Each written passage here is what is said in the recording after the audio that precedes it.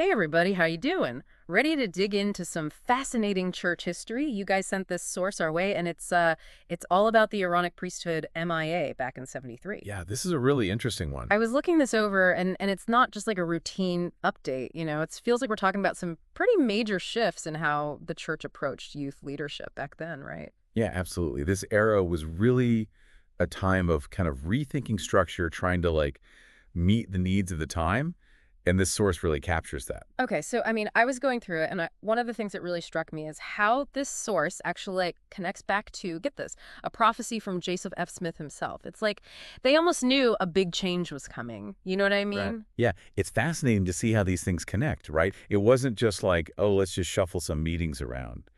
They were really thinking about this on a deeper level. So we're talking about some serious restructuring here. Like, what were things like before this announcement? Paint me a picture. Well, before this, you got to imagine auxiliaries like Sunday school. They were kind of their own separate thing. They weren't really connected to the priesthood quorums the way they are now. And this announcement really changes that. It ties the MIA directly to the Aaronic priesthood. Wow, so it's like they suddenly pressed fast forward on giving young men more responsibility and ownership, huh? But what did that actually look like? I mean, if you were like a, I don't know, a deacon or a teacher back then, how did things actually change? Think of it like this. Imagine your ward's leadership structure, the whole thing, getting like a total overhaul, right? At the ward level, now you've got the bishopric taking direct responsibility for all the youth programs. And they weren't on their own with this either. Because this is when they introduced those advisor roles, right? Was it just like one advisor for all the young men? That's where it gets really interesting. They recognized that a one-size-fits-all approach wasn't going to work. They realized they needed to be a little more nuanced. So instead of one advisor trying to do it all, they created specialized positions for each age group. You had an advisor for the deacons, one for the teachers, and of course one for the priests as well. Yeah, that makes sense, right? I mean, working with a room full of, what is it, 12-year-old deacons? That's got to be a totally different ballgame than, say, working with young men who are about to head off on missions. So were these advisors, like, what were they supposed to be doing? Was it all about just activities and stuff? That's what I love about this source. It actually highlights a really crucial point that I think often gets missed. It wasn't just about keeping the youth busy, planning activities or whatever. Bishop Brown, who really spearheaded this change, he talked about how young people have this a great desire to be of service to their fellow men. Okay, I'm starting to see the bigger picture here. It's like they were tapping into that energy that young people have, that desire to actually make a difference. And they were saying, hey, we need to channel this into something meaningful, something impactful. Yeah. Absolutely, and I think that's so powerful. They were basically saying, we don't just want to contain this energy. We want to empower them to go out and do some good in the world. Yeah, absolutely. It was about making them agents of change. Yeah. Right? Not just, okay, go sit in your classes and we'll see you on Sunday. It was like, no, you guys have something to offer. Get out there. So, what kind of service are we talking about here? Did they, lay out specific things these young men were supposed to be doing? Well, the interesting thing is the source doesn't really get into specifics. They leave it kind of open-ended. Interesting. It's almost like they're saying, look, every community is different. Right. They wanted to empower those local leaders, and that included the youth leaders, to figure out what their community actually needed. Okay, that's kind of a progressive approach, wouldn't you say? Especially for the time. Giving that much autonomy to local units, that had to come with its own set of challenges. Oh, for sure. Anytime you shift from a more centralized approach to something that's more decentralized, where individual wards have more say, there are going to be some bumps in the road. Yeah, totally. You've got different personalities, different ideas about how things should be run. Did they mention anything about that in the source? Well, not explicitly, but you can just imagine the conversation, maybe even some debates that must have been happening behind the scenes as they rolled this out. Oh, absolutely. And it makes you think about the human element, right? That's always the most fascinating part of history to me. Totally. And keep in mind, this wasn't just happening at the ward level. They implemented similar changes at the stake level as well.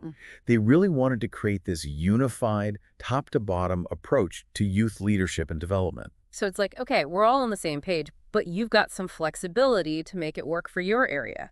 Were there other things, like goals that they were trying to hit with this whole reorganization? Yeah, there are a couple others that Bishop Brown highlights that I think are really important. He talks a lot about the need for everything to be priesthood-oriented. In other words, reminding these young men that, hey, you're not just part of a club. You actually hold the priesthood, and that comes with certain responsibilities. Right, exactly. It's about preparing them for future leadership roles within the church. And this might seem obvious now, but he also stresses the need to focus on each individual youth. Oh, that's interesting. So it's like moving away from this, one-size-fits-all model and recognizing that each young man is unique. He's got his own strengths, his own weaknesses, his own path. Exactly. And I think that's really powerful because it reflects this genuine desire to see these young men thrive, to help them reach their full potential, whatever that might look like. And you can't forget about the emphasis on families, right? I mean, that's always been a huge part of the church's mission, but it seems especially important here.